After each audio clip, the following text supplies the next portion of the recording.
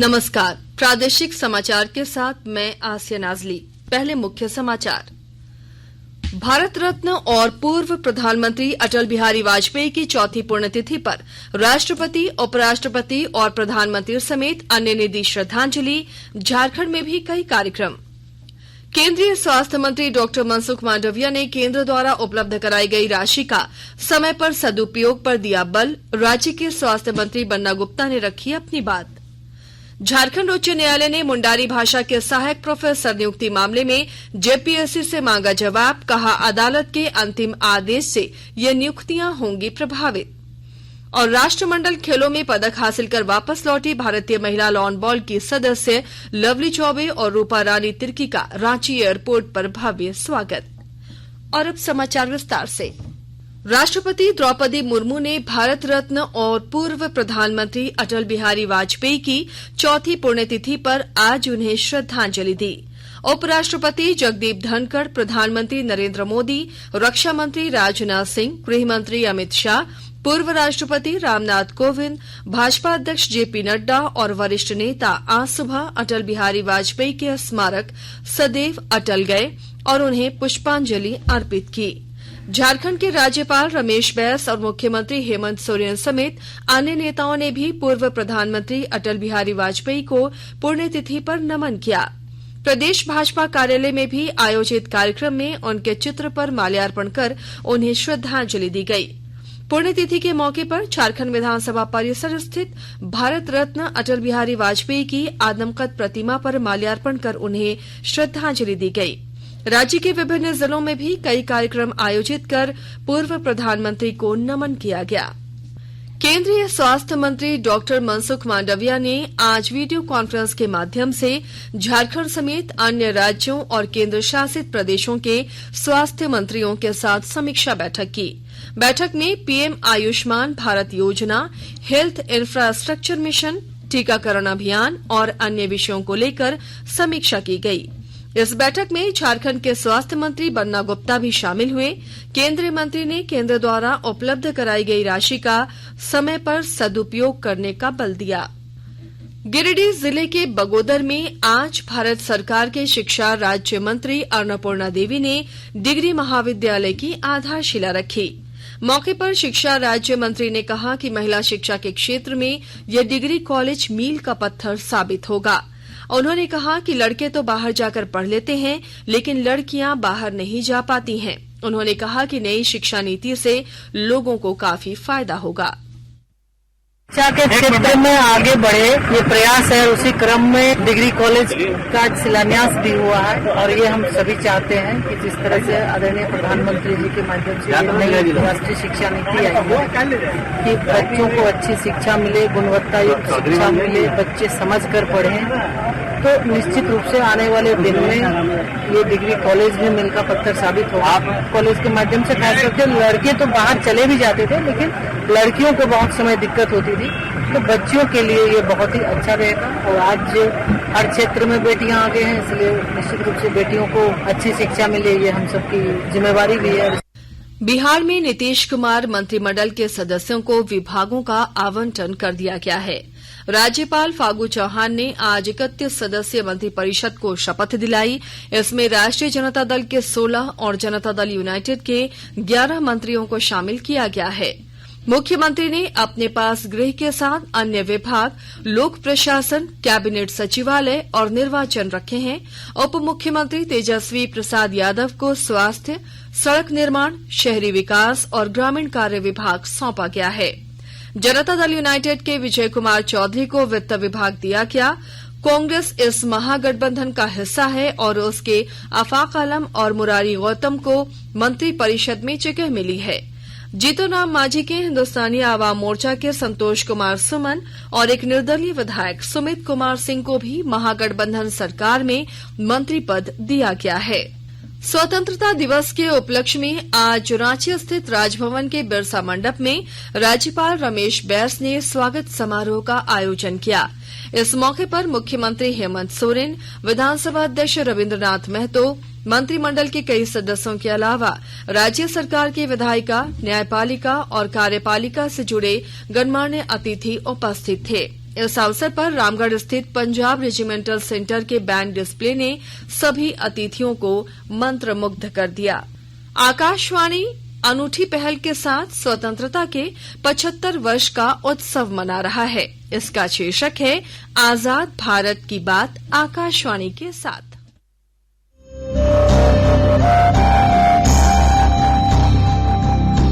आजाद भारत की बात आकाशवाणी के साथ। स्वतंत्रता के 75 वर्ष का उत्सव, जीवंत यात्रा की स्मृतियां, स्वतंत्र भारत की उपलब्धियां और कुछ रोमांचक पल। तो आप भी जुड़िए और सुनना न भूलें 15 अगस्त से प्रतिदिन हमारे FM गोल्ड 100.1 और दूसरे चैनलों पर आजाद भारत की बात आकाशवाणी के साथ। हर घर तिरंगा वेबसाइट पर अभी तक तिरंगे के साथ 6 करोड़ से अधिक सेल्फी अपलोड की जा चुकी है।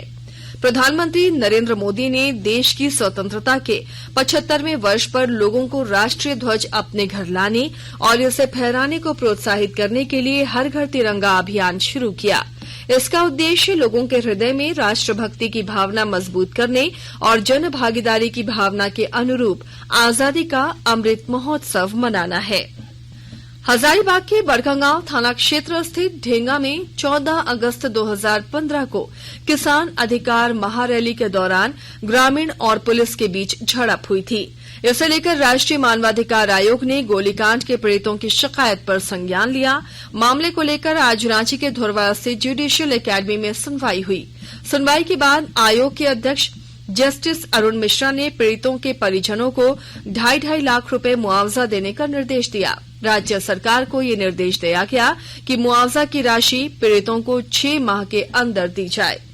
आकाशवाणी के ताजा तरीन समाचारों के लिए आप हमारी वेबसाइट newsonair.com पर लॉग इन कर सकते हैं। ताजा समाचार Twitter handle @AIR news alerts और Facebook page All India Radio news पर भी उपलब्ध है। आप प्रादेशिक समाचार एकांश के ट्विटर हैंडल @AIR न्यूज_रांची और फेसबुक, इंस्टाग्राम पेज तथा YouTube channel AIR news Ranchi पर भी हमारे बुलेटिन सुन सकते हैं। प्रादेशिक समाचार आप आकाशवाणी रांची से सुन रहे हैं और अब पेश है कोरोना से बचाव के कुछ संदेश। कोविड-19 से बचाव और सुरक्षित रहने के 3 उपाय। मास्क लगाएं, 2 गज दूरी है जरूरी, सुरक्षित दूरी रखें, हाथ और मुंह साफ रखें।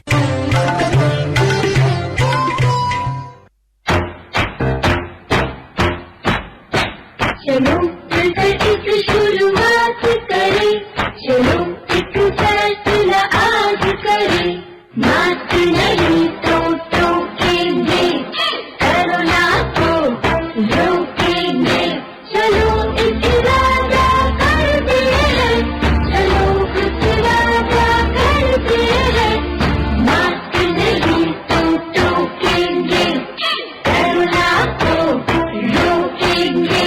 भारत सरकार द्वारा जनहित में जारी। प्रादेशिक समाचार में आपका एक बार फिर से स्वागत है। झारखंड उच्च न्यायालय के न्यायाधीश न्यायमूर्ति डॉक्टर SN पाठक की अदालत ने मुंडारी भाषा में असिस्टेंट प्रोफेसर नियुक्ति मामले में JPSC से जवाब मांगा है। साथ ही अदालत ने यह भी कहा है कि अदालत के अंतिम आदेश से ये नियुक्तियां प्रभावित होंगी।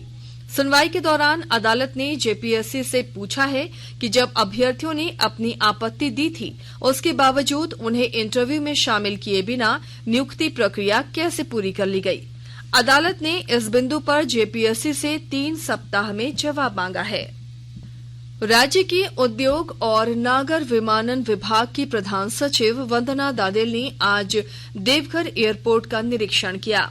इस क्रम में उन्होंने देवघर एयरपोर्ट में नाइट लैंडिंग को लेकर किए जा रहे कार्यों की विस्तृत समीक्षा करते हुए एयरपोर्ट अथॉरिटी के अधिकारियों को आवश्यक दिशा निर्देश दिए।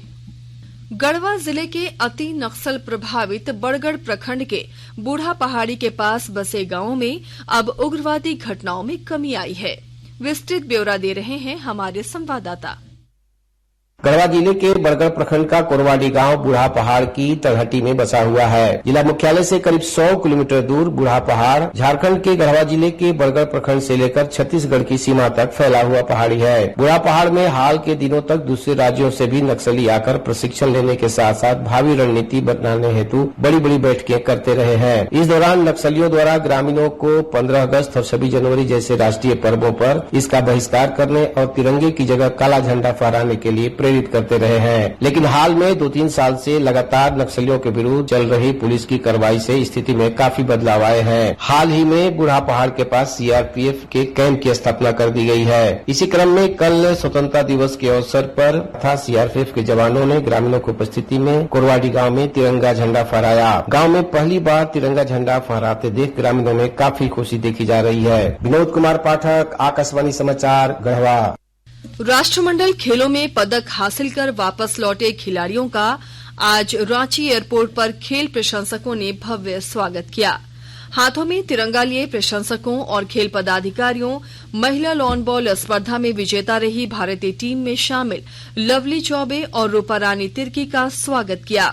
इस स्वागत से अभिभूत लवली ये एहसास नहीं था कि झारखंड के लोग उनसे इतना प्यार करते हैं। वहीं भारतीय टीम में शामिल झारखंड की दूसरी खिलाड़ी रूपा रानी तिर्की ने कहा कि उनका अगला लक्ष्य ओलंपिक और विश्व कप प्रतियोगिता में देश के लिए पदक जीतना होगा। भारत में 11 से 30 अक्टूबर तक होने वाला अंडर 17 महिला विश्व कप फुटबॉल अब यहां आयोजित नहीं किया जाएगा। Federation international D football association FIFA के अखिल भारतीय फुटबॉल महासंघ AIFF पर प्रतिबंध लगाने से ये स्थिति उत्पन्न हुई है। फीफा ने AIFF पर तीसरे पक्ष के हस्तक्षेप का हवाला देते हुए उस पर प्रतिबंध लगाया है। फीफा के अनुसार यह नियमों का गंभीर उल्लंघन है। निलंबित IAS पूजा सिंघल और उनके पति अभिषेक झा के CA सुमन कुमार सिंह की जमानत याचिका पर आज रांची स्थित ED के विशेष कोर्ट में सुनवाई हुई। CA सुमन कुमार सिंह की ओर से अधिवक्ता शंभू अग्रवाल और प्राची अग्रवाल ने प्रवर्तन निदेशालय के विशेष कोर्ट में पक्ष रखा। सुनवाई के दौरान ED ने बेल पिटीशन पर जवाब दाखिल करने के लिए समय मांगा, जिसे कोर्ट ने स्वीकार कर लिया। हजारीबाग सदर थाना क्षेत्र के कारोबारी राजेंद्र कुमार गुप्ता और इंदर गुप्ता के ठिकानों पर आयकर विभाग की टीम द्वारा आज छापेमारी की गई। बताया जा रहा है कि आयकर की टीम 5 वाहनों से आज सुबह करीब 5 बजे कारोबारी के घर पहुंची। गौरतलब है कि राजेंद्र कुमार गुप्ता हजारीबाग के बड़े व्यवसायियों में से एक हैं। राजेंद्र गुप्ता कोयले का व्यवसाय करते हैं, साथ ही हजारीबाग में एक बड़ा मॉल भी है। और अब कुछ संक्षिप्त खबरें। झारखंड उच्च न्यायालय के अधिवक्ता अशोक यादव के अकाउंट से साइबर अपराधियों ने 4 लाख रुपए की ठगी की है। अधिवक्ता अशोक यादव की ओर से इस संबंध में रांची साइबर थाने में प्राथमिकी दर्ज कराई गई है। दक्षिण पूर्व रेलवे के चक्रधरपुर मंडल के अंतर्गत सागरा स्टेशन पर नॉन इंटरलॉकिंग का कार्य किया जाएगा। इसे लेकर रेलवे ने हटिया झारसुगड़ा एक्सप्रेस ट्रेन को अगले 3 दिनों तक रद्द कर दिया है। रामगढ़ के जिला खनन पदाधिकारी के नेतृत्व में आज की गई कार्रवाई अवैध रूप से संचालित 6 क्रशर को पूरे तरीके से ध्वस्त कर दिया गया।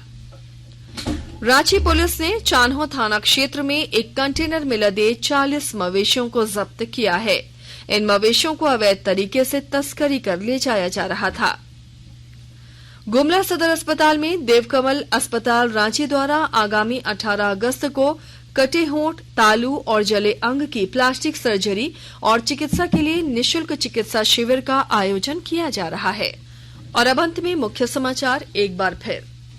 भारत रत्न और पूर्व प्रधानमंत्री अटल बिहारी वाजपेयी की 4थी पुण्यतिथि पर राष्ट्रपति, उपराष्ट्रपति और प्रधानमंत्री समेत अन्य ने दी श्रद्धांजलि। झारखंड में भी कई कार्यक्रम। केंद्रीय स्वास्थ्य मंत्री डॉक्टर मनसुख मांडविया ने केंद्र द्वारा उपलब्ध कराई गई राशि का समय पर सदुपयोग पर दिया बल। राज्य के स्वास्थ्य मंत्री बन्ना गुप्ता ने रखी अपनी बात। झारखंड उच्च न्यायालय ने मुंडारी भाषा के सहायक प्रोफेसर नियुक्ति मामले में जेपीएससी से मांगा जवाब। कहा, अदालत के अंतिम आदेश से ये नियुक्तियां होंगी प्रभावित। और राष्ट्रमंडल खेलों में पदक हासिल कर वापस लौटी भारतीय महिला लॉन बॉल की सदस्य लवली चौबे और रूपा रानी तिर्की का रांची एयरपोर्ट पर हुआ भव्य स्वागत। इसके साथ ही आकाशवाणी रांची से प्रादेशिक समाचार का ये बुलेटिन समाप्त हुआ। नमस्कार।